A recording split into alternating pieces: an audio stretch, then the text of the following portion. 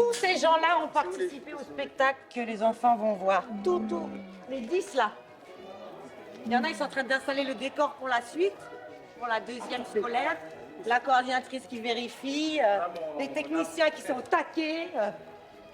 Violaine, conteuse et réalisatrice du spectacle Mila et sa mère, se prépare avant de recevoir son public. C'est pour elle l'occasion de faire découvrir aux enfants l'univers du monde marin, mais aussi de les sensibiliser à la langue des signes. En fait, si vous regardez juste un petit peu le décor, déjà, c'est un livre géant qui n'a que 2 pages. Mais c'était pour faire le lien entre les histoires qu'on raconte et les histoires qu'on peut trouver dans les livres. Ça apporte une autre manière de communiquer. Et on a beaucoup de langues dans le pays. Et la langue des signes est très imagée, se rapproche bien des constructions des langues du pays en général, le fait, la syntaxe et puis l'image.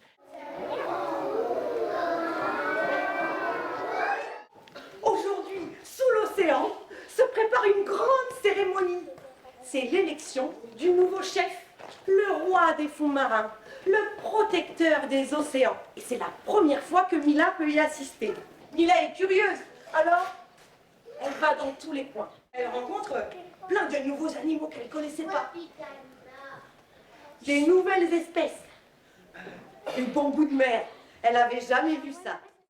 Elle a bien aimé.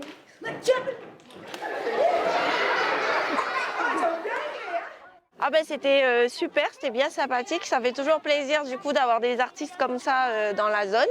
Et puis je pense que c'était un bonheur partagé avec les adultes et les enfants. C'est bien quand elle a fait les poissons. Comment tu as trouvé le spectacle? Bien. Qu'est-ce que tu as aimé dedans? La tortue, quand elle a tourné en rond, ça m'a fait beaucoup rire. En tout, plus de 200 élèves ont fait le déplacement, venant de Pointe-Boute, de Népouy ou encore de Coumac. Il y avait également des élèves de la filière service à la personne et au territoire du lycée Michel Rocard, l'occasion pour ces étudiantes d'aller au contact des enfants. Ça leur permet effectivement de pouvoir aussi s'exercer dans d'autres circonstances, et notamment le chapiteau. Au niveau animation, c'était bien. Elle a bien animé et puis ça nous apprendra à bien animer aussi. Et on est content parce que on voit que tout le monde est au rendez-vous et que chaque soir on a des centaines de personnes donc on est agréablement surpris. C'est une bonne ambiance, en plus il y a les jeux forains aussi autour donc c'est très familial, les gens ils sont là, ils ont envie de discuter, ils ont envie de parler, d'échanger donc c'est pas mal Le chapiteau reste ouvert jusqu'à samedi. Pour connaître tout le programme, n'hésitez pas à vous rendre sur la page Facebook du chapiteau de Nouvelle-Calédonie ou dans les mairies de la zone.